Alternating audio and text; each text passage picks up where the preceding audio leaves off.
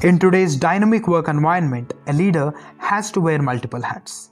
That's the only way to meet the expectations. A leader has to be a coach, a mentor, a growth partner, an accountability holder, sometimes also a trainer, and most importantly, also a friend.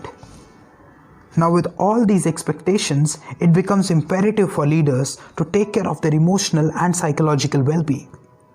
Only then can they be at their best so that they can add the best value to their teams, to their organizations. Now, there is something interesting that I learned many years ago. One of my leaders taught me something, and I'm going to share that with you. It's helped me tremendously, and I hope it helps you as well. Many years ago, I used to report to a leader, and I observed that she had a very interesting trait. She used to be early for anything that's happening in an organization. It could be a one-to-one meeting, a team meeting, a fun activity, town hall, anything. She used to be early. So initially I thought that, that she has a very good trait of being early. So she respects her time, she respects others' time. And, I started imbibing that in myself and, developing that habit. Now, with time, I also noticed that she was not just early. Whenever she was early, she used to spend a couple of times completely aloof, where she's doing nothing, talking to nobody at all. So once I saw this as a pattern, I got very curious, and one day I reached out to her and I'm like, Kiara, there is something I would like to ask you. I've observed that you're early for anything that's happening in the organization, which is excellent, but I've also seen that you spend a couple of minutes with yourself, where you're not busy doing anything at all. So is it something that I'm observing and I've noticed, or is it something that you do consciously? So she said, Prashant, I'm glad you noticed this, and you're not the first one to notice it. There are many who have, and I've shared it with them and it has helped them. She said that her leader had taught her something called as a shift.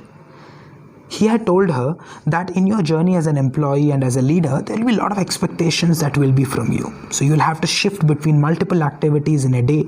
And while you do that physically and mentally, it's very important for you to be in control of your emotional and physical and your mental health, because you are the owner of that. If you don't take care of your emotional and psychological health, who else will? So he had taught her a technique called shift. So she told me that, Prashant, what I do in shift is that I break down and create a space between any two activities that I have planned for myself. It could be moving from a one-to-one meeting to a team meeting to say a video conference, from a video conference to say a fun activity. All these movements that happen in a day's time, I make sure that I consciously create a space of couple of minutes in between, and I'm very strict regarding this. Whoever works with me knows it, that this is how Kiara functions. And in those couple of minutes, what I call a shift, I close my eyes and I observe what is the baggage that I'm carrying from the previous activity that I was a part of. It could be a meeting or anything that I was a part of, and I visualize myself keeping down that baggage and telling myself that you need to move to a new space now, so keep it down, we will look at it later. And then I see myself moving into a zone where I'm getting into the new activity, and I ask myself, okay, what am I getting into? What is the expectation from it? What is the best that I can be so that I can be of best value?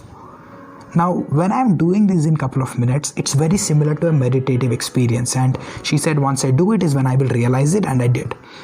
So in these 2 minutes, what she called as shift, we are actually calming down our mind. We are clearing everything that has been as a baggage hanging on from the previous activity. We are then slowly and steadily moving into a space of what we are getting into next, so that we can give our best there. And while this is happening, we're also calming down our mind psychologically and emotionally. We are actually settling down. And this brings a lot of peace to our mind, and it's excellent for our emotional and psychological well-being. So I have practiced this for many years, and it has helped me tremendously. And whoever I've seen has done it consistently and honestly. Honestly is an important word, and is consistently. They have seen the benefits from it.